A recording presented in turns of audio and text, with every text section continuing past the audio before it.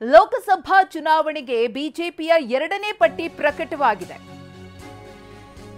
ಲೋಕಸಭಾ ಚುನಾವಣೆಗೆ ಬಿಜೆಪಿಯ ಎರಡನೇ ಪಟ್ಟಿ ಪ್ರಕಟ. ರಾಜ್ಯದ 28 ಕ್ಷೇತ್ರಗಳ ಪೈಕಿ 20 ಕ್ಷೇತ್ರಗಳಿಗೆ ಅಭ್ಯರ್ಥಿಗಳನ್ನ ಬಿಜೆಪಿ ಘೋಷಣೆ ಮಾಡಿದೆ.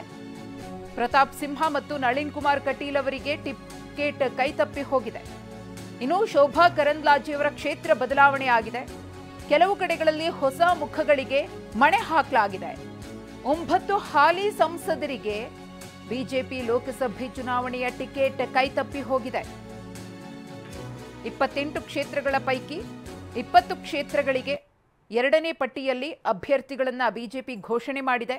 ಎಲ್ಲೆಲ್ಲಿಂದ ಯಾರ್ಯಾರು ಕಣಕ್ಕಿಳಿತಾರೆ ಅನ್ನೋದನ್ನ ನೋಡೋದಾದ್ರೆ ಮೈಸೂರು ಕೊಡಗು ಲೋಕಸಭಾ ಕ್ಷೇತ್ರದಿಂದ ಯದುವೀರ್ ಒಡೆಯರ್ ಅವರು, ಹಾಗೆಯೇ ಬೆಂಗಳೂರು ಗ್ರಾಮಾಂತರದಿಂದ ಡಾಕ್ಟರ್ ಸಿಎನ್ ಮಂಜುನಾಥ್ ಅವರಿಗೆ ಟಿಕೆಟ್ ಅನ್ನು ಕೊಡಲಾಗಿದೆ.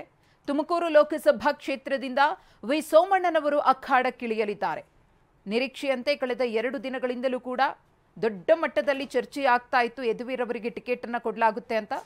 ಅದು ಇದೀಗ ನಿಜವಾಗಿದೆ. ಯದುವೀರ್ ಅವರು ಮೈಸೂರು ಕೊಡಗು ಲೋಕಸಭಾ ಅಖಾಡಕ್ಕೆ ಇಳಿಯಲಿದ್ದಾರೆ. ಬೆಂಗಳೂರು ಉತ್ತರ ಲೋಕಸಭಾ ಕ್ಷೇತ್ರದಿಂದ ಶೋಭಾ ಕರಂದ್ಲಾಜೆ ಅವರಿಗೆ ಟಿಕೆಟ್ ಫೈನಲ್ ಆಗಿದೆ. ಡಿ.ವಿ. ಸದಾನಂದ ಗೌಡ್ರಿಗೂ ಕೂಡ ಟಿಕೆಟ್ ಕೈತಪ್ಪಿದೆ. ಇನ್ನು ಹಾವೇರಿ ಲೋಕಸಭಾ ಕ್ಷೇತ್ರದಿಂದ ಬಸವರಾಜ ಬೊಮ್ಮಾಯಿ ಅವರಿಗೆ ಟಿಕೆಟ್ ಅನ್ನ ಕೊಡಲಾಗಿದೆ. ಹಾವೇರಿ ಮೇಲೆ ಕೆಎಸ್ ಈಶ್ವರಪ್ಪನವರ ಪುತ್ರ ಕಾಂತೇಶ್ ಅವರು ಕಣ್ಣಿಟ್ಟಿದ್ರು, ಅವರಿಗೂ ಕೂಡ ಟಿಕೆಟ್ ಮಿಸ್ ಆಗಿದೆ. ಇನ್ನು ಬಳ್ಳಾರಿ ಲೋಕಸಭಾ ಕ್ಷೇತ್ರದಿಂದ ಬಿ ಶ್ರೀರಾಮುಲು ಅವರಿಗೆ ಟಿಕೆಟ್ ಅನ್ನ ಕೊಡಲಾಗಿದೆ. ಇದು ಎರಡನೇ ಪಟ್ಟಿಯಲ್ಲಿ ಪ್ರಕಟವಾಗಿರುವಂತಹ ರಾಜ್ಯ ಲೋಕಸಭಾ ಕ್ಷೇತ್ರಗಳ ಬಿಜೆಪಿ ಅಭ್ಯರ್ಥಿಗಳು. ಉಡುಪಿ ಚಿಕ್ಕಮಗಳೂರು ಲೋಕಸಭಾ ಕ್ಷೇತ್ರದಿಂದ ಕೋಟಾ ಶ್ರೀನಿವಾಸ್ ಪೂಜಾರಿ ಅವರಿಗೆ ಟಿಕೆಟ್ ಅನ್ನು ಕೊಡಲಾಗಿದೆ. ಶೋಭಾ ಕರಂದ್ಲಾಜೆಯವರ ಕ್ಷೇತ್ರ ಆಗಿತ್ತು, ಇದೀಗ ಕೋಟಾ ಶ್ರೀನಿವಾಸ್ ಪೂಜಾರಿ ಅವರಿಗೆ ಟಿಕೆಟ್ ಕೊಡಲಾಗಿದೆ ಆ ಕಡೆಯಿಂದ. ಇನ್ನು ಕ್ಯಾಪ್ಟನ್ ಬ್ರಿಜೇಶ್ ಚೌಟಾ ಅವರಿಗೆ ದಕ್ಷಿಣ ಕನ್ನಡ ಜಿಲ್ಲೆಯಿಂದ ಟಿಕೆಟ್ ಅನ್ನು ಕೊಡಲಾಗಿದೆ. ನಳಿನ್ ಕುಮಾರ್ ಕಟೀಲ್ ಅವರಿಗೆ ಟಿಕೆಟ್ ಕೈತಪ್ಪಿ ಹೋಗಿದೆ. ದಾವಣಗೆರೆಯಿಂದ ಗಾಯತ್ರಿ ಸಿದ್ದೇಶ್ವರ್ ಅವರಿಗೆ ಟಿಕೆಟ್ ಅನ್ನ ಕೊಡಲಾಗಿದೆ. ಸಾಕಷ್ಟು ಮಾನದಂಡಗಳನ್ನು ಅನುಸರಿಸಿ ಇಲ್ಲಿ ಬಿಜೆಪಿ ಅಭ್ಯರ್ಥಿಗಳಿಗೆ ಟಿಕೆಟ್ ಅನ್ನ ಬಿಜೆಪಿ ಹೈಕಮಾಂಡ್ ನೀಡಿರುವುದು. ಧಾರವಾಡ ಕ್ಷೇತ್ರದಿಂದ ಪ್ರಹ್ಲಾದ್ ಜೋಶಿ ಅವರಿಗೆ ಟಿಕೆಟ್ ಅನ್ನ ಕೊಡಲಾಗಿದೆ. ಜಗದೀಶ್ ಶೆಟ್ಟರ್ ಅವರು ನಿರೀಕ್ಷೆಯನ್ನ ಇಟ್ಕೊಂಡಿದ್ರು, ಆದರೆ ಹುಸಿಯಾಗಿದೆ. ಧಾರವಾಡ ಕ್ಷೇತ್ರದಿಂದ ಪ್ರಹ್ಲಾದ್ ಜೋಶಿ ಅವರು ಕಣಕ್ಕಿಳಿಯಲಿದ್ದಾರೆ. ಈಗಾಗಲೇ ಹೇಳಿದಂಗೆ ಕೋಟಾ ಶ್ರೀನಿವಾಸ್ ಪೂಜಾರಿ ಅವರಿಗೆ ಉಡುಪಿ ಚಿಕ್ಕಮಗಳೂರು ಲೋಕಸಭಾ ಕ್ಷೇತ್ರದಿಂದ ಟಿಕೆಟ್ ಫೈನಲೈಸ್ ಆಗಿದೆ. ಬಾಗಲಕೋಟೆ ಕ್ಷೇತ್ರದಿಂದ ಪಿಸಿ ಗದ್ದಿಗೌಡರ್ ಅವರಿಗೆ ಟಿಕೆಟ್ ಅನ್ನ ಕೊಡಲಾಗಿದೆ. ಒಟ್ಟು ಈ ಒಂದು 20 ಲೋಕಸಭಾ ಕ್ಷೇತ್ರಗಳ ಬಿಜೆಪಿ ಅಭ್ಯರ್ಥಿಗಳು. ಪಿಸಿ ಮೋಹನ್ ಅವರು ಬೆಂಗಳೂರು ಕೇಂದ್ರ ಲೋಕಸಭಾ ಕ್ಷೇತ್ರ. ಇನ್ನು ಚಾಮರಾಜನಗರ ಜಿಲ್ಲೆಯಿಂದ ಎಸ್ ಬಾಲರಾಜು ಅವರಿಗೆ ಟಿಕೆಟ್ ಅನ್ನ ಕೊಡಲಾಗಿದೆ. ಡಾಕ್ಟರ್ ಉಮೇಶ್ ಜಾಧವ್ ಅವರಿಗೆ ಕಲಬುರಗಿ ಲೋಕಸಭಾ ಕ್ಷೇತ್ರದಿಂದ ಟಿಕೆಟ್ ಅನ್ನ ಫೈನಲೈಸ್ ಮಾಡಲಾಗಿದೆ. 9 ಹಾಲಿ ಸಂಸದರಿಗೆ ಅಂದ್ರೆ ಸಿಟ್ಟಿಂಗ್ ಎಂಪಿಗಳಿಗೆ ಟಿಕೆಟ್ ಕೈ ತಪ್ಪಿ ಹೋಗಿದೆ. ಅನೇಕ ಹೊಸ ಮುಖಗಳಿಗೆ ಬಿಜೆಪಿ ಹೈಕಮಾಂಡ್ ಅಳೆದು ತೂಗಿ ಇಲ್ಲಿ ಮಣೆಯನ್ನ ಹಾಕಿದೆ. ಒಂದಷ್ಟು ಪ್ರಯೋಗಕ್ಕೆ ಬಿಜೆಪಿ ಹೈಕಮಾಂಡ್ ಲೋಕಸಭೆ ಚುನಾವಣೆಯಲ್ಲೂ ಕೂಡ ಮುಂದಾಗಿದೆ. ಇನ್ನು ಬೀದರ್ ಲೋಕಸಭಾ ಕ್ಷೇತ್ರದಿಂದ ಭಗವಂತ ಖೋಬಾ ಅವರಿಗೆ ಟಿಕೆಟ್ ಅನ್ನ ಕೊಡಲಾಗಿದೆ. ರಮೇಶ್ ಜಿಗಜಿಣಗಿ ಅವರಿಗೂ ಕೂಡ ವಿಜಯಪುರ ಲೋಕಸಭಾ ಕ್ಷೇತ್ರದಿಂದ ಟಿಕೆಟ್ ಅನ್ನ ಕೊಡಲಾಗಿದೆ. ಶಿವಮೊಗ್ಗ ಲೋಕಸಭಾ ಕ್ಷೇತ್ರದಿಂದ ಬಿವೈ ರಾಘವೇಂದ್ರ ಅವರು, ಬಿಎಸ್ ಯಡಿಯೂರಪ್ಪನವರ ಪುತ್ರ, ಹಾಲಿ ಸಂಸದರು ಕೂಡ ಹೌದು, ಅವರಿಗೆ ಟಿಕೆಟ್ ಅನ್ನ ಕೊಡಲಾಗಿದೆ. ಶಿವಮೊಗ್ಗ ಲೋಕಸಭಾ ಕ್ಷೇತ್ರದಿಂದ ಬಿವೈ ರಾಘವೇಂದ್ರ ಅವರು ಅಖಾಡಕ್ಕೆ ಇಳಿಯಲಿದ್ದಾರೆ. ಇದು ಲೋಕಸಭೆಗೆ ಬಿಜೆಪಿ ಅಭ್ಯರ್ಥಿಗಳು ಫೈನಲೈಸ್ ಆಗಿರುವುದು.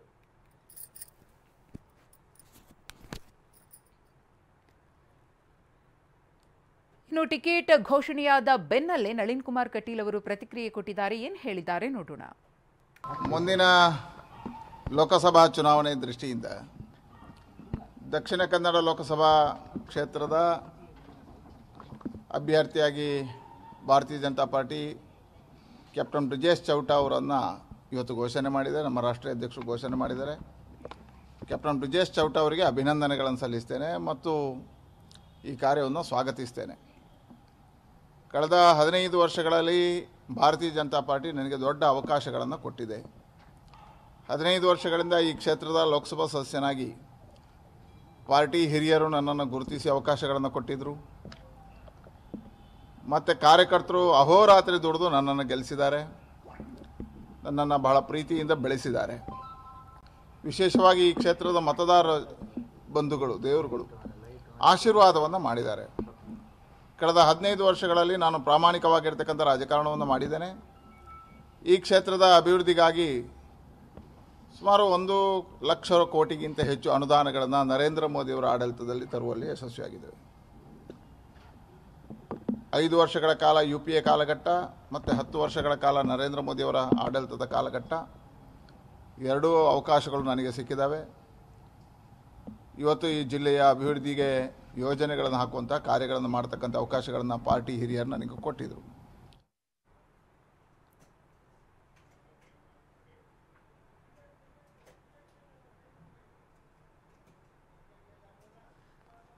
ಬಿಜೆಪಿ 2ನೇ ಪಟ್ಟಿಯನ್ನ ಪ್ರಕಟ ಮಾಡಿದೆ. ಇವತ್ತು ಆ ಪೈಕಿ ರಾಜ್ಯದ 20 ಕ್ಷೇತ್ರಗಳಿಗೆ ಅಭ್ಯರ್ಥಿಗಳನ್ನ ಘೋಷಿಸಿದೆ.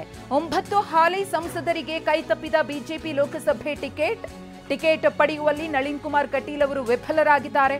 ದಕ್ಷಿಣ ಕನ್ನಡ ಲೋಕಸಭಾ ಕ್ಷೇತ್ರದಿಂದ ಬ್ರಿಜೇಶ್ ಅವರಿಗೆ ಬಿಜೆಪಿ ಟಿಕೆಟ್ ಒಲಿದು ಬಂದಿದೆ. ಪ್ರತಾಪ ಸಿಂಹ ಅವರ ಬದಲು ಮೈಸೂರು ಕೊಡಗು ಲೋಕಸಭಾ ಕ್ಷೇತ್ರದಿಂದ ಯದುವೀರ್ ಒಡೆಯರ್ ಅವರಿಗೆ ಟಿಕೆಟ್ ಅನ್ನು ಕೊಡಲಾಗಿದೆ. ಬಳ್ಳಾರಿಯಲ್ಲಿ ದೇವೇಂದ್ರಪ್ಪ ಅವರ ಬದಲು ಬಿ ಶ್ರೀರಾಮುಲು ಅವರಿಗೆ ಬಿಜೆಪಿ ಹೈಕಮಾಂಡ್ ಮಣೆ ಹಾಕಿದೆ. ಹಾವೇರಿಯಲ್ಲಿ ಶಿವಕುಮಾರ್ ಬದಲು ಬಸವರಾಜ ಬೊಮ್ಮಾಯಿ ಅವರಿಗೆ ಟಿಕೆಟ್ ಅನ್ನು ಕೊಡಲಾಗಿದೆ. ಇನ್ನು ತುಮಕೂರಿನಲ್ಲಿ GS ಬಸವರಾಜು ಬದಲು ವಿ ಸೋಮಣ್ಣನವರು ಕಣಕ್ಕಿಳಿಯಲಿದ್ದಾರೆ.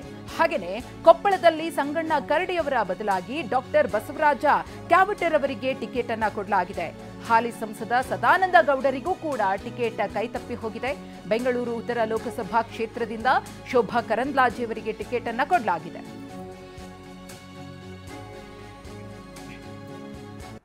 ಯಾವುದೇ ಒಂದು ಕ್ಷೇತ್ರದಿಂದ ಸುದೀರ್ಘವಾಗಿ ನೀವು ಸೇವೆ ಕೆಲಸ ಮಾಡತಕ್ಕಂಥ ಒಂದು ಕ್ಷೇತ್ರದಿಂದ ಇನ್ನೊಂದು ಕ್ಷೇತ್ರಕ್ಕೆ ಕಾಲಿಡುವಾಗ ಹಲವಾರು ಚಿಂತನೆಗಳು ಬರುತ್ತೆ, ಸಾಮಾನ್ಯವಾಗಿ ಗೊಂದಲ ಇರುತ್ತೆ. ಸೊ ಅದನ್ನೆಲ್ಲ ಈಗ ನಿವಾರಣೆಯಾಗಿ ನಾನು ಈ ಲೋಕಸಭಾ ಚುನಾವಣೆಗೆ ಸ್ಪರ್ಧೆ ಮಾಡಲು ಈಗ ನಾನು ಸಜ್ಜಾಗಿದ್ದೇನೆ.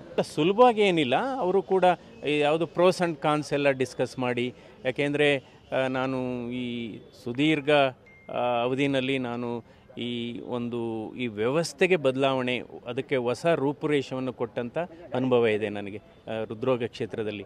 ಸೊ ಅದರಿಂದ ಈ ಕ್ಷೇತ್ರ, ಅದರಲ್ಲೂ ಕೂಡ ಈಗ ಜನವರಿ 31 ನಾನು ರಿಟೈರ್ಡ್ ಆದಮೇಲೆ ಸೊ ಹಲವಾರು ಜನ ನನಗೆ ಪಕ್ಷಾತೀತವಾಗಿ ಎಲ್ಲ ವರ್ಗದ ಜನರುಗಳು, ಅದರಲ್ಲಿ ವೈದ್ಯರುಗಳಿದ್ದಾರೆ, ಅದರಲ್ಲಿ ತಜ್ಞರಿದ್ದಾರೆ, ಅದರಲ್ಲಿ ಸಾಮಾನ್ಯ ಜನರಿದ್ದಾರೆ.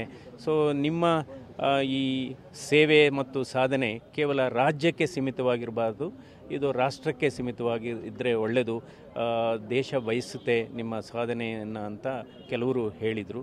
ಹೀಗಾಗಿ ನಾನು ಕೊನೆಗೆ ಇದು ಸಜ್ಜಾಗಿದ್ದೇನೆ. ಯಾವುದೇ ಒಂದು